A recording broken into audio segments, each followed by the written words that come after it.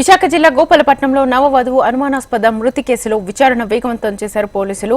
భర్త నాగేంద్రను రిమాండ్కు తరలించిన పోలీసులు సంచలన విషయాల్ని రాబట్టారు.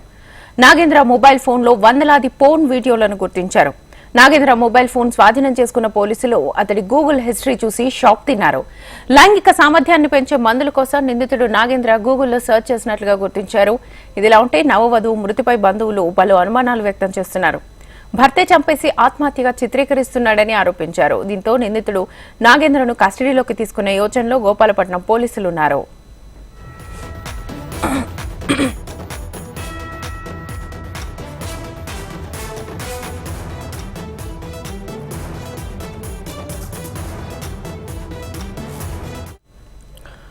విశాఖ జిల్లా గోపాలపట్నంలో నవవధువు అనుమానాస్పద మృతి కేసులో విచారణ వేగవంతం చేశారు పోలీసులు. భర్త నాగేంద్రను రిమాండ్కు తరలించిన పోలీసులు సంచలన విషయాల్ని రాబట్టారు. నాగేంద్ర మొబైల్ ఫోన్లో వందలాది పోర్న్ వీడియోలను గుర్తించారు.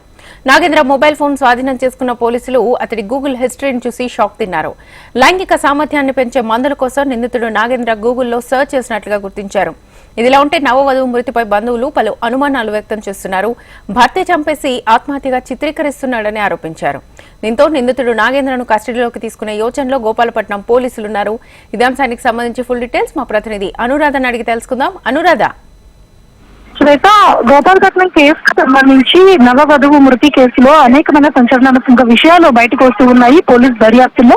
అయితే ప్రాథమికంగా నిన్న కుటుంబ సభ్యులు ఆరోపించినట్లుగా ఏదైతే భర్త నాగేంద్ర దాదాపుగా పోర్న్ వీడియోస్ వెబ్సైట్స్ లో సెర్చ్ చేసినట్లుగా పోలీసులు గుర్తించడం జరిగింది. అలాగే లైంగిక పటిష్టత కోసం ఆయన మందులు ఏ మందులు వాడాలన్న అంశాలను కూడా గూగుల్ సెర్చ్ చేసినట్లుగా కూడా పోలీసులు గుర్తించడం జరిగింది. ఈ నేపథ్యంలో భర్త నాగేంద్రకి రిమాండ్ విధి ఆల్రెడీ ఆయన అరెస్ట్ చేయడం జరిగింది. అయితే నవవధువు మృతి విషయంలో ఆమె కుటుంబ సభ్యులు మాత్రం తీవ్రమైన ఆరోపణలు అయితే చేస్తూ ఉన్నారు. ఆమె ఆత్మహత్య కాదు, హత్యగా చేసిన తర్వాత ఆత్మహత్యగా చిత్రీకరించే ప్రయత్నం చేశారు అత్తంటి కుటుంబ సభ్యులు అని చెప్పి వాళ్ళ ఆరోపణలు అయితే చేస్తున్నారు. ఈ అంశాల మీద పోలీసులు దర్యాప్తు అయితే మాత్రం కొనసాగుతూ ఉంది. ఎందుకనంటే విపరీతమైన మానసికమైన ఇబ్బందులతో అతను ఈ రకంగా తమ బిడ్డ మీద ఒక సైకోయిజం అనేది చూపించాడు. ఆ విధంగా ఆమె పదే సార్లు మా వద్ద విషయాల్ని ప్రస్తావించినప్పటికీ కూడా కేవలం భార్యాభర్తల మధ్య విషయాలు కాబట్టి సర్దుకుపోమ్మని ఆడపిల్ల కాపురాన్ని సరిదిద్దే ప్రయత్నం చేశాం కానీ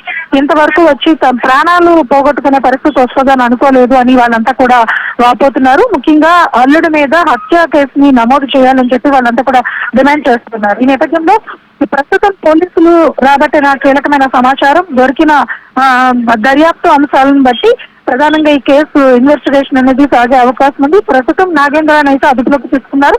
అతనికి రిమాండ్ కూడా విధించారు. అలాగే కుటుంబ సభ్యుల్ని ఇంకా విచారణ చేస్తున్నారు. తదుపరి అంశాలు దర్యాప్తులో తేలిన తర్వాత ఈ కేసు మీద ఒక స్పష్టత వచ్చే అవకాశం ఉంది.